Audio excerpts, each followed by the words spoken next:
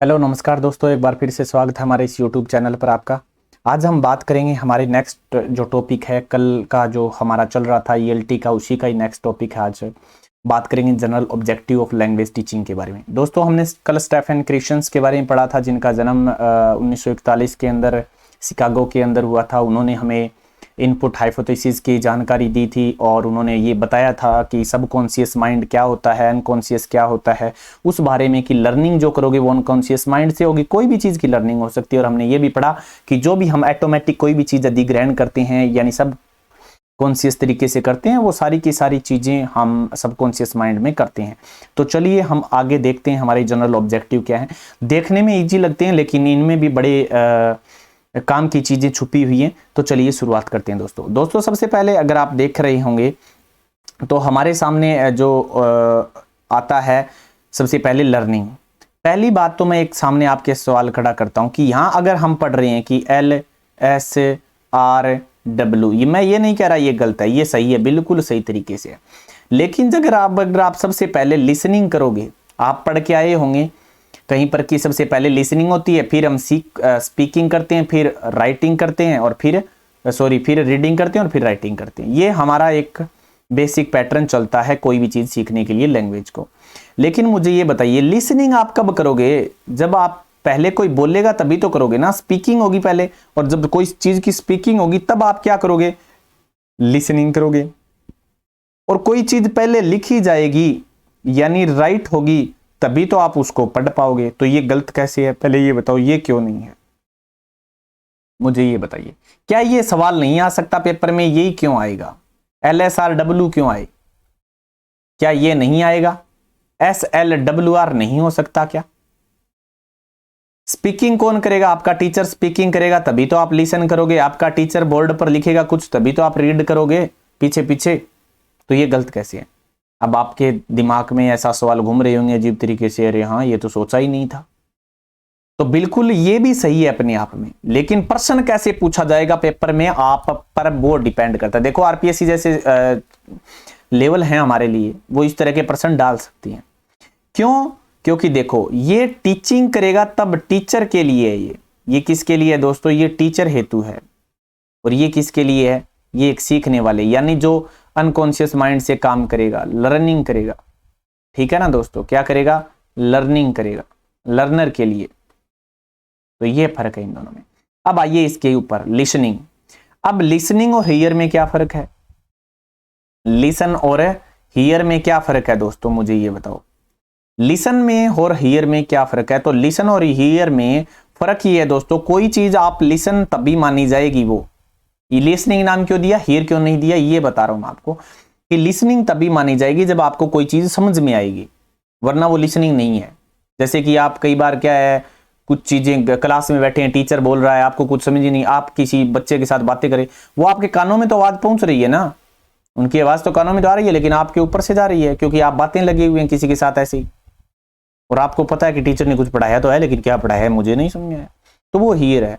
तो ये माना जाता है, वैसे कोई ज्यादा डिफरेंस नहीं है इन दोनों चीजों में, लेकिन माना जाता है इस तरह से। इसीलिए लिसनिंग का मतलब ये बताया कि लिसनिंग वो मानी जाएगी क्योंकि वो कॉम्प्रीहेंशन होनी चाहिए। मतलब जो बात आपके समझ में आएगी ना, कॉम्प्रीहेंशन होगी, मतलब समझ में आना। कॉम्प्रीहेंशन का मतलब क्या होता है? समझ में आना, समझाना। ठीक है दोस्तों, समझ आना। तो कॉम्प्रीहेंशन, समझ आई कोई बात तो वो लिसनिंग हुई। इसी तरह से वो लिसनिंग होगी किससे? कानों से होगी। किससे होगी? कानों से। और कानों से किस माध्यम से? ऑडियो माध्यम, मतलब ओरल का मतलब होता है सुनना। कई बार आपने एक नाम देखो, इधर ओरल है और एक इधर है। कई बार कहते हो ना, टीचर और स्टूडेंट के बीच में ओरल हो रहा है।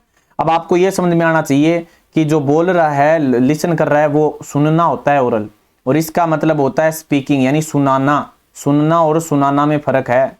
ये इसका मतलब क्या होता है? सुनना, और इसका मतलब है सुनाना। ठीक है दोस्तों, इसका मतलब क्या होता है? सुनाना।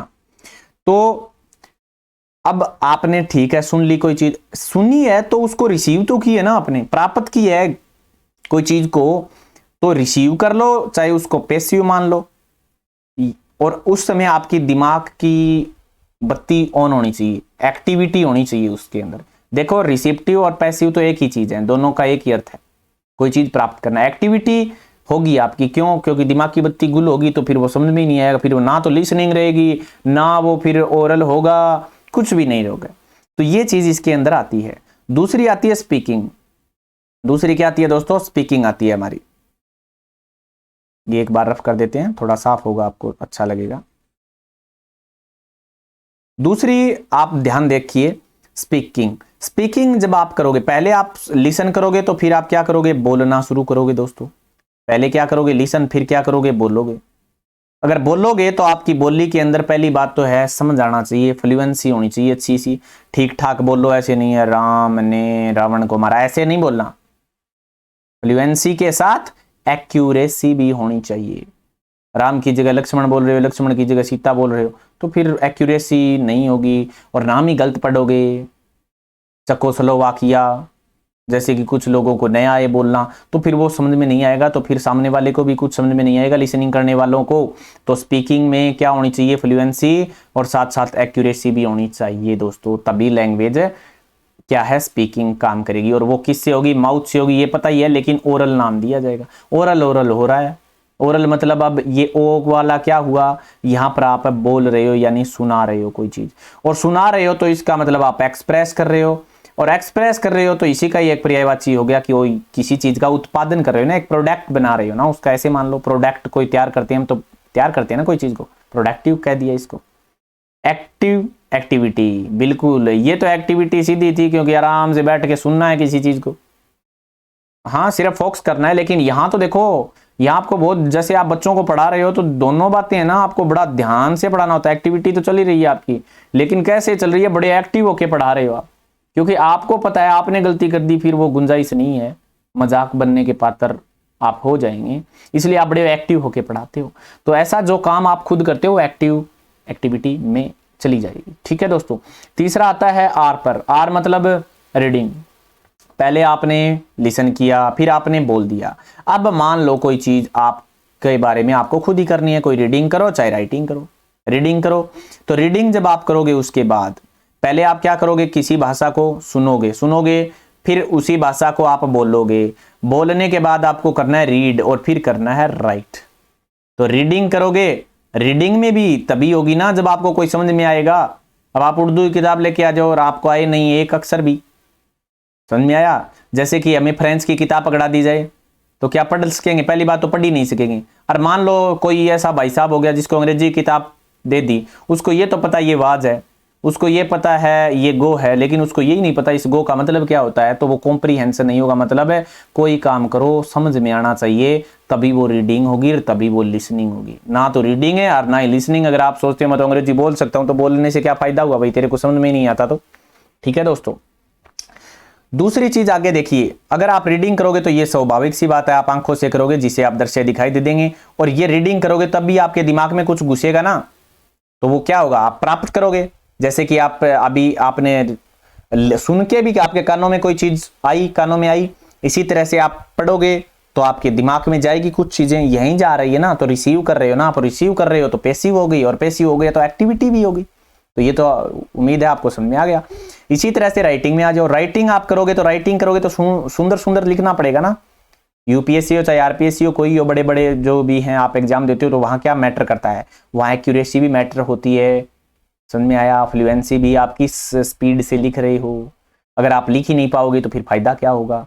इसी तरह से आप हाथों से लिखोगे खुद ही, और उसी चीज को एक्सप्रेस करोगे ना उनके सामने कि ये लिखिए, मैंने ये तैयार किया है हमारा प्रोडक्ट, और उसी को एक्टिव होके तो लिखना पड़ेगा, दिमाग की बत्ती ऑन होगी तभी ये काम चलेगा दोस्तों। ठीक है, आगे बढ़ते हैं हमारे नेक्स्ट जो टेबल है उसके ऊपर। LSRW ये क्या है भाई? देखो मुझे एक बात बताओ, ये नाम दिखाई दे रहा होगा, क्या नाम है यहाँ पर? एक पढ़े लिखे इंसान का नाम है, लिटरेट पर्सन। मुझे ये बताओ, यहां से एक है अनपढ़ इलिटरेट, ये इलिटरेट अनपढ़, और ये लिटरेट पढ़ा लिखा। तो मुझे ये एक बात बताइए, पढ़ा लिखा इंसान होगा उसको लिसनिंग वो सुन सकता है कि नहीं सुन सकता? बिल्कुल सुन सकता है। अनपढ़ भी तो किसी भाषा को सुन सकता है, बिल्कुल सुन सकता है। सही बात है ना? इसी तरह से कोई भाषा है, जैसे मान लीजिए अंग्रेजी है, आप अंग्रेजी बोल भी सकते हो, इलिटरेट पर्सन है वो बोल भी सकता है, बोल सकता है ना, बोल तो सकता है। लेकिन बोलने का मतलब आप क्या समझ रहे हो, देख के भी बोल सकता है, कैसे भी मान लो। इसी तरह से अब आई रीडिंग करना, पढ़ा लिखा होगा तो वो तो रीडिंग भी कर लेगा और वो राइटिंग भी कर लेगा, लेकिन अनपढ़ इंसान नहीं कर सकता दोस्तों, ना तो रीडिंग कर सकता है और ना ही राइटिंग कर सकता है। ठीक है दोस्तों, वो क्या क्या कर सकता है ओनली, यानी दोनों पढ़े लिखे और अनपढ़ दोनों LS तो कर सकते हैं। वैसे पढ़ा लिखा तो सारी चीजें कर लेगा, लेकिन अनपढ़ क्या है, LS कर सकता है, यानी लिसनिंग भी कर सकता है और स्पीकिंग कर सकता है, लेकिन रीडिंग, स्पीकिंग मतलब बोल सकता है, बोल तो सकता है ना, गो ऐसे किसी से सुन के बोल लिया उसने, लेकिन रीडिंग कर लेगा, किसी चीज को देखे हुए, किताब दे दिया आपने तो कोई जरूरी नहीं है वो बोल सके उन चीजों को। ठीक है, और राइटिंग फिर आएगी कहां से, तो ये वो दो चीजें नहीं कर सकता है। आगे बढ़ते हैं अगले टेबल पर। टेबल देखिए नेक्स्ट, अब इसी के शॉर्ट फॉर्म में देखिए LSRW। LSRW का मतलब क्या होता है, नाम देखिए क्या लिख दिया, PAPA, पापा। अब मान के चलो पापा क्या है, ये पापा, ये क्या कहता है भी पापा चलो अंग्रेजी सीखनी है तो, अरे वैसे भी कोई भी लैंग्वेज सीखनी है, पापा चलो, और पापा न चलोगे तो पापा मारेगा थप्पड़ है और रह करता फिरोगे। तो यही कहने का मतलब क्या हुआ, पी का मतलब होता है पैसिव स्किल। पैसिव यहां पर पढ़ी थी हमने, ये पढ़ी थी, ये देखो इधर। पैसिव का मतलब क्या हुआ, कोई चीज को रिसीव करना है, तो लर्निंग को आप रिसीव ही करोगे ना, ये रिसीव हो गई। स्पीकिंग को क्या करोगे आप, एक्टिविटी हो गई, एक्टिव होकर कोई चीज एक्टिविटी करोगे। ठीक है, ए का मतलब क्या हो गया, एक्टिव एक्टिविटी, और पी का मतलब पैसिव और फिर एक्टिव एक्टिविटी। तो पापा हो गया, ये हमने यहां पर भी पढ़ लिया था, यही लिया हुआ है, देखो पी, ये रहा यहां पर पी रहा, यहां पर यहां ए ले लिया और यहां का पी ले लिया और यहां का ए ले लिया, ये रहा।